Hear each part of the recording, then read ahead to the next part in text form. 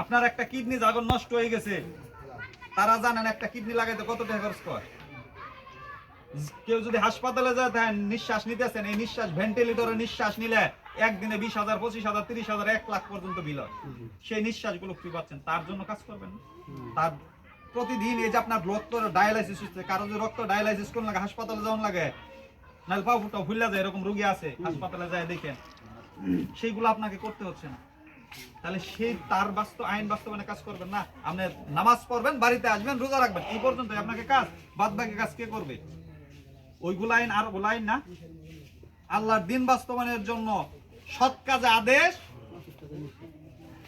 এইটুকু আমরা করতে পারি, কারণ এর ভিতরে কোনো শত্রু নাই।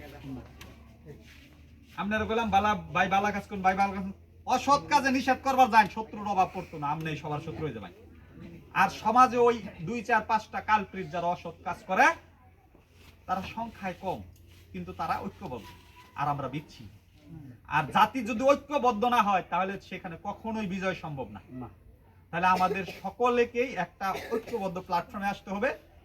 আমাদের আলাউদ্দিন ভাই, আব্বাস ভাই, ফারুক ভাই, বা আমাদের এই মাস্টার সাহেব, ওনাদের আমাদের সকলেরই চাওয়া তো একটা, আল্লাহর দিনটা বাস্তবায়ন হোক। আমরা আপনাদের আর কিচ্ছুই চাই না। 5টা টাকা যে আমাদের দিবেন, এটা অতীতেও কখনো সম্ভব হয় নাই, ভবিষ্যতেও কখনো সম্ভব হবে না। তাহলে আপনি যদি আপনার জন্য চেষ্টা করেন, আপনি যদি সঠিক একটা শাসক আনেন, যেই শাসকে আপনার বাড়িতে আপনার জিনিস দিয়ে আসবে, হযরত ওমর রাদিয়াল্লাহু আনহুর মতো, তাহলে এরকম শাসক যদি আমরা চাই, আমাদের সকলকে ত্যাগ করতে হবে। হ্যাঁ, 10-এর লেগটা যেটা লাঠি, একের জন্য সেটা বুঝা।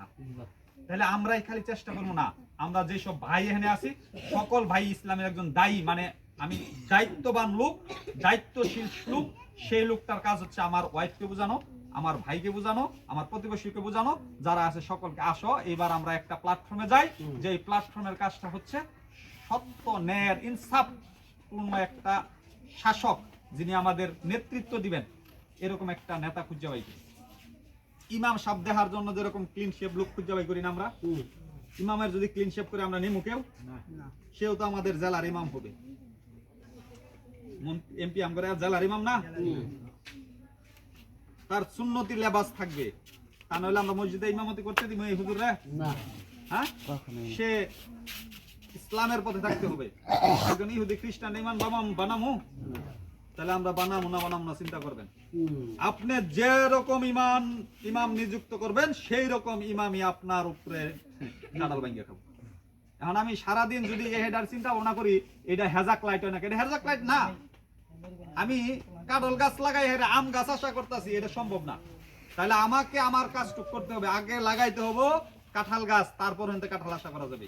তাহলে সৎ শাসক যদি চাই, সৎ শাসন যদি চাই, আমি আমার অধিকারটা বাড়ির থেকে চাই, এতটুক যদি চাই আমি, তাহলে আমাকে সেই সৎ শাসকের জন্য এখনই ছড়াই করতে হবে। আমাদের হাতে সময় বেশি নাই, আমরা আসলে আপনাদের এদিকে আসতে পারি না, কারণ কি প্রতিদিন আমাদের প্রোগ্রাম থাকে 9টা ওয়ার্ডে। এখন আমার একলা সব জায়গায় যাওয়া সম্ভব না।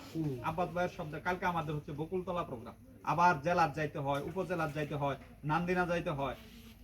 তাহলে আমরা দৌড়ের উপরে আছি।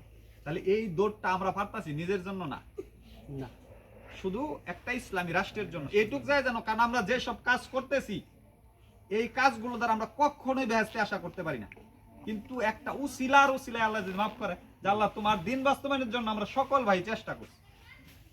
এইটুকু যদি চেষ্টাটুকু আমাদের ভিতরে না থাকে, তাহলে আমরা কি নিয়ে দাঁড়াবো? এই চেষ্টাটুকু আমরা ইনশাল্লাহ আজকে থেকে যেসব ভাই যেসব অবস্থানে আছি খেয়াল করবো।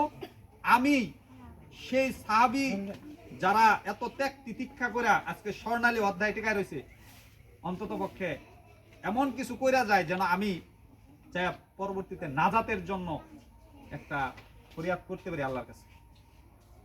আর যদি আমরা নিজেরা বিক্রি হয়ে যাই, তাহলে যেরকম শাসন পাই আসছে এরকম শাসন পাবে। লিবিয়া একটা দেশের নাম শুনছেন তো? লিবিয়ার যে প্রেসিডেন্ট আছিল মোহাম্মদ গাদ্দাফি, এই গাদ্দাফির শাসন আমলে 43 বছর শাসন করছে। যে বেকার, তার বেকার ভাতা পাইছে। এই কারেন্ট জ্বলতেছে, সমস্ত খরচ সরকারে দিছে, গ্যাস পড়তেছে সমস্ত খরচ সরকার দিতেছে, ফারুক ভাইয়ের ছেলে স্কুলে পড়তেছে সমস্ত খরচ সরকার দিবে, ফারুক ভাইয়ের ওয়াইফ গর্ভবতী সমস্ত খরচ সরকার দিবে, সঙ্গে সঙ্গে অ্যাকাউন্ট হয়ে গেছে, ওই বাচ্চার অ্যাকাউন্টে টাকা ঢুকতেছে। এটা হলো ইসলামের সৌন্দর্য বৈশিষ্ট্য। তুরস্কে যান, 100 টাকার ওষুধ কিনছেন, 80 টাকা সরকারে দেবো, 20 টাকা আপনি দোকানে দিয়ে চলে যাবো। আপনার ছেলে চাকরি নাই, এপ্লিকেশন করে দিয়েছে, সরকার চাকরি খুঁজতে দিতে পারবে। সেই সুযোগটা আমরা চাই না। তাহলে সেই সুযোগটা চাইলে 10 টাকা 20 টাকা বিক্রি হবেন না, সঠিক জন্য কাজ করবেন, সিদ্ধান্ত নিতে হবে।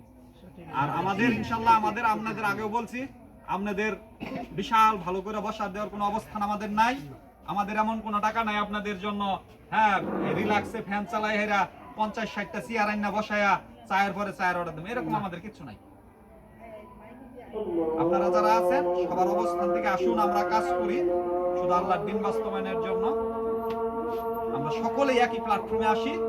নিজে একজন ভাই, আজকে আমি কথা বলতেছি এই স্টেজ থেকে, আপনার চিন্তা ভাবনা করে এই স্টেজটা আমার একজন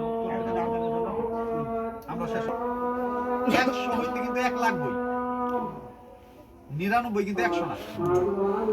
আবার একের সঙ্গে একটা যদি শূন্য বসে তাহলে কিন্তু হলো 10, শূন্যর কিন্তু আপনার দাম নাই। আবার একের সঙ্গে যদি আরো একটা 1 বসে তখন হয়ে গেল 11। আমি একলা দূর, আমি আরো একজন কইলাম, এবার আমরা 2 জন, সেই লোক আরো একজন কইলো 3 জন। এইভাবে আমরা চেষ্টা করি, না হোক বিজয় হোক না হোক, আমাদের দেখার বিষয় না। আমরা কাজ করব, আর টাকা মিলাবে আমরা ঈমান মজবুত রাখব। ওরা টাকা দিয়ে ওদের রাজত্ব কায়েম করবে, আমরা ঈমান দিয়ে আল্লাহর কাছে প্রার্থনা করব, আল্লাহ আমাদের বিজয় দেন। বিজয় হয়েছে না তাও তো আমরা যেটা আল্লাহ চেষ্টা করছি, এটা তো মাফ করে দেব। তাহলে আমরা ইনশাআল্লাহ আপনারা আসছেন আমাদের সামনে, আদর্শটা চিন্তা ভাবনা করো। আর আমরা এই আল্লাহর আইন বাস্তবায়নের জন্য যে আদর্শ নিছি, তুমি কি আদর্শটা চাও না?